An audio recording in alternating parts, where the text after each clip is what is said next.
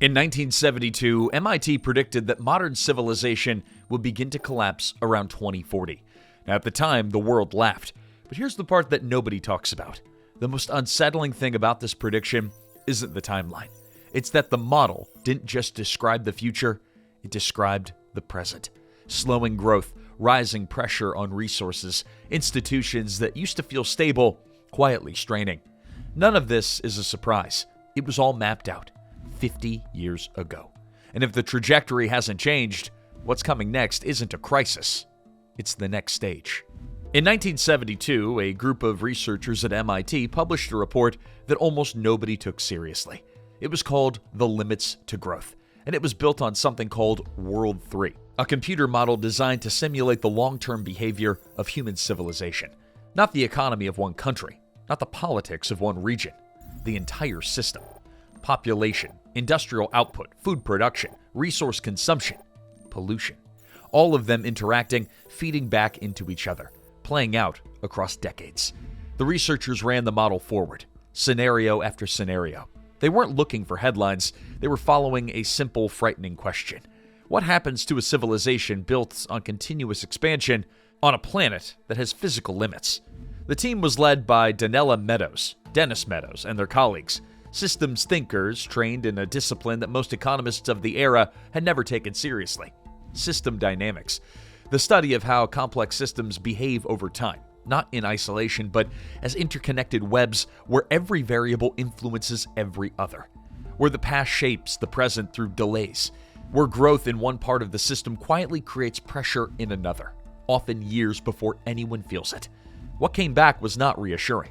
Again and again, across different assumptions, the same pattern emerged: growth, then strain, then decline. In the base case, the one where humanity just keeps doing what it always has done, the model projected that civilization would approach a peak sometime in the early to mid-21st century, and then begin to come apart. Not immediately, not in a single event, but steadily, structurally, in ways that would be very difficult to walk back. The timeline? Somewhere around 2040, which today in 2026 is just 14 years away. Now, when this report came out in 1972, the world basically laughed it off.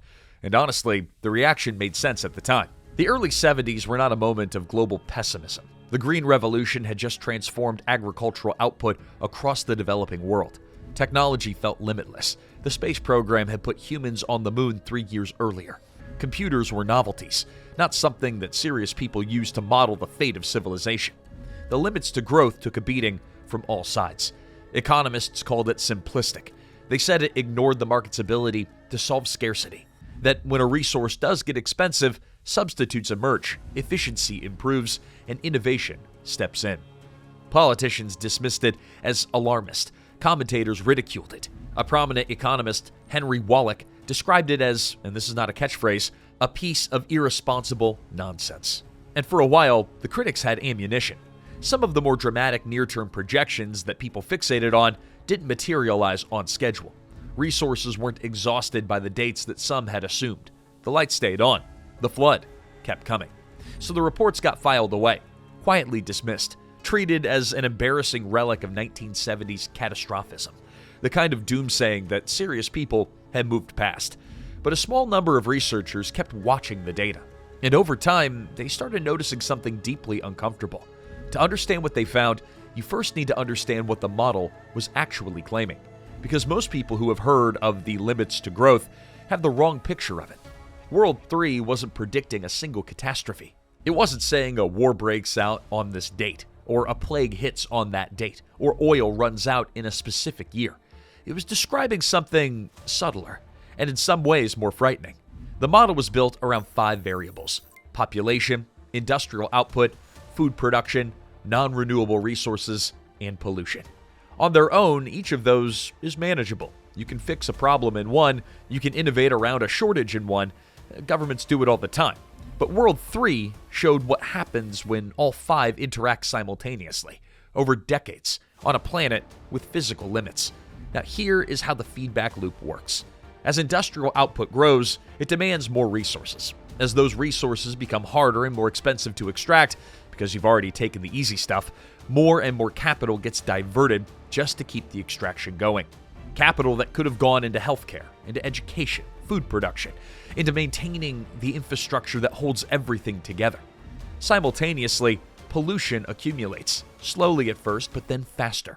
And as it does, it quietly degrades agricultural productivity, erodes human health, strains the ecological systems that modern civilization depends on without anyone quite noticing.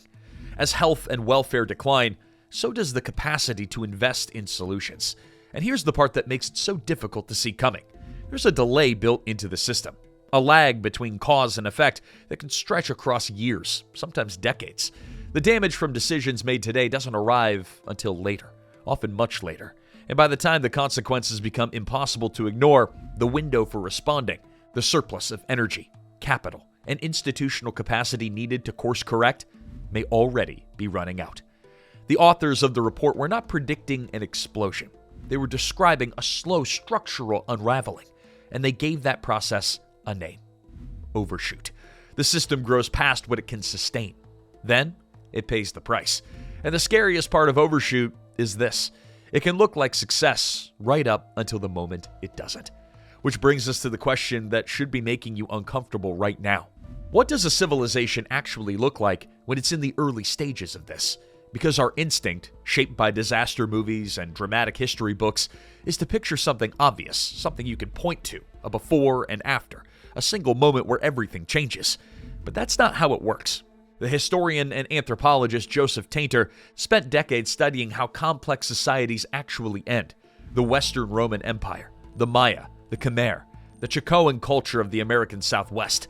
He found a pattern that's consistent across all of them, and it has nothing to do with sudden catastrophe. Collapse, in Tainter's framework, is not extinction, it's simplification. It's the loss of organizational capacity, the breakdowns of the system that allow a complex civilization to function. The trade networks, the institutional authority, the specialized labor, the ability to mobilize resources at scale when something goes wrong. And it rarely announces itself. It begins with inefficiency, rising costs, declining services, institutions that start requiring more input to deliver the same output. People who notice things aren't working as well as they used to, but adapt and lower their expectations and call the new normal normal. Tainter identified one mechanism above all others that accelerates this process: declining marginal returns on investment in complexity. The more complex a civilization becomes, the more expensive it is to maintain.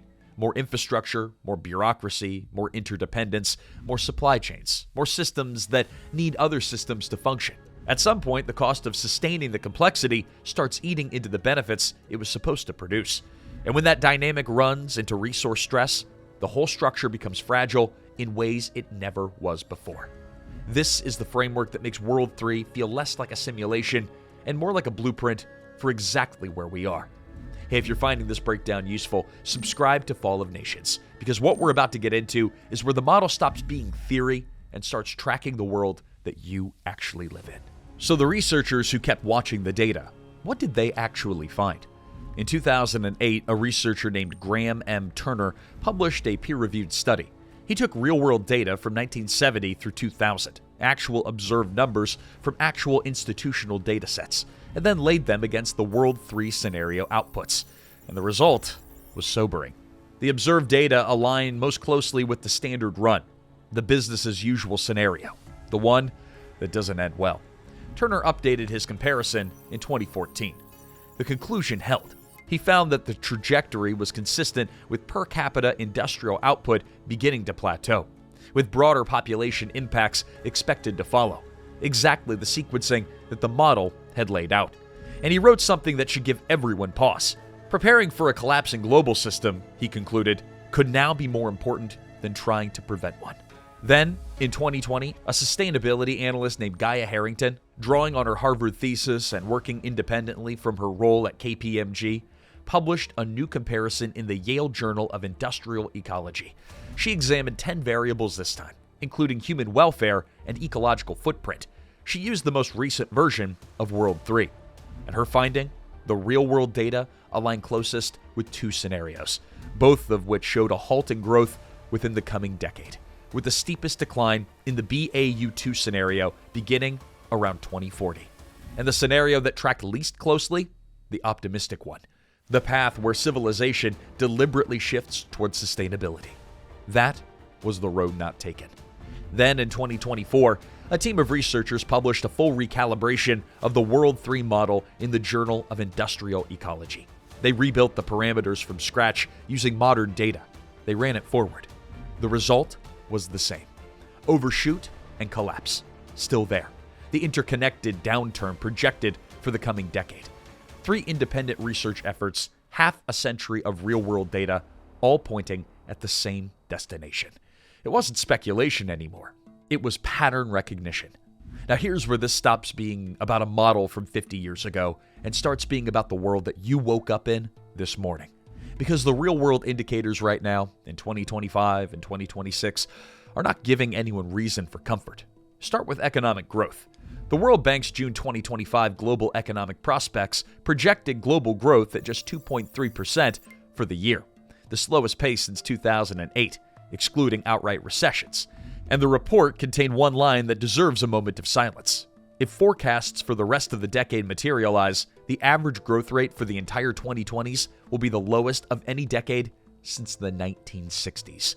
It's not a bad year, not a correction, a structural slowdown across an entire generation. The IMF's October 2025 World Economic Outlook echoed the same picture. The 5-year growth forecast is at its lowest in decades. Advanced economies, the engine rooms of the global system, are growing at around 1.5%. They're barely treading water. That is not what a civilization at the height of its powers looks like. Now look at the pollution variable, which in World 3 functions as a proxy for the broader category of environmental stress. In 2024, the Global Carbon Project reported that fossil fuel CO2 emissions hit a record high of 37.4 billion tons. Total atmospheric CO2 concentration reached 422.5 parts per million, 52% above pre-industrial levels. And the research team said clearly that there was still no sign that the world had reached peak emissions.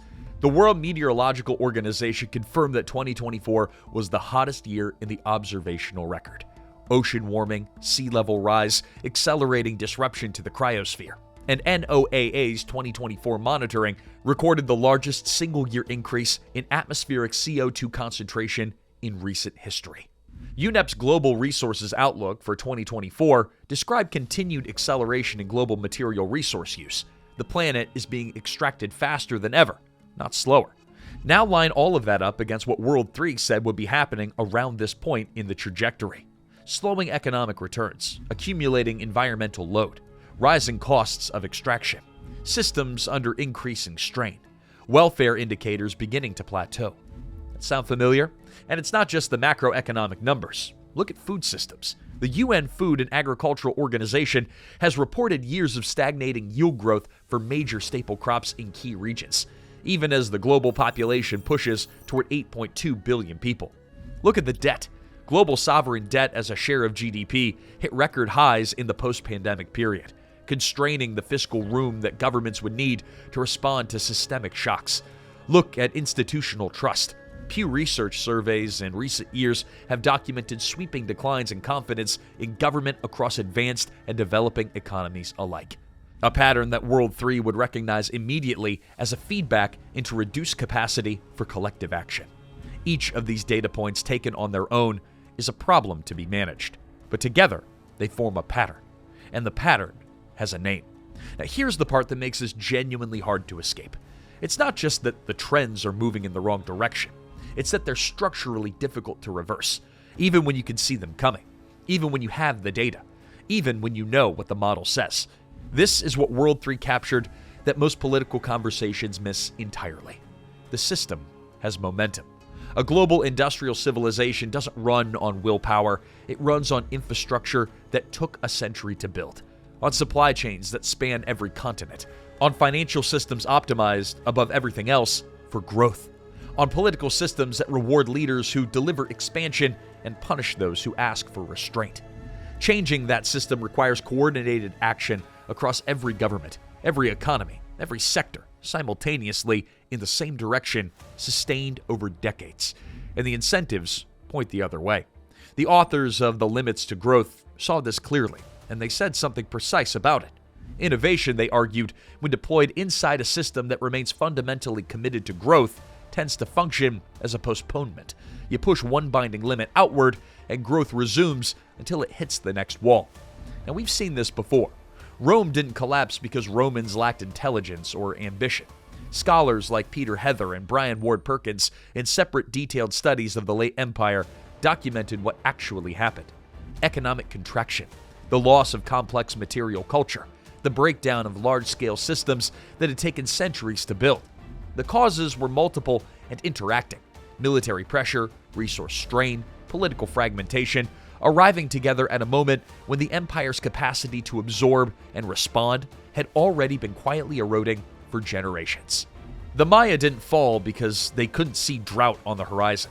Peer-reviewed paleoclimate research published in Nature found that the driest periods in the region coincided precisely with the collapse period. But scholars have consistently emphasized that drought interacted with existing pressures: overpopulation, political warfare, soil degradation, and the brittleness that comes from a system already operating near its limits. One environmental stress becomes the final weight that tipped a structure that was already straining.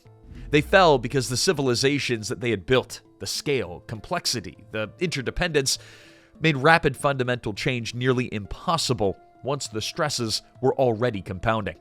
By the time the damage became undeniable, the surplus that could have funded recovery was already depleted. The most dangerous moment in any complex civilization is not the visible crisis. It's the quiet moment when the capacity to respond to the crisis runs out. And nobody announces that moment. It just passes. So what does the model say actually happens next? Not fire from the sky, not a single day where everything changes. What World 3 describes is a world that becomes progressively harder to sustain.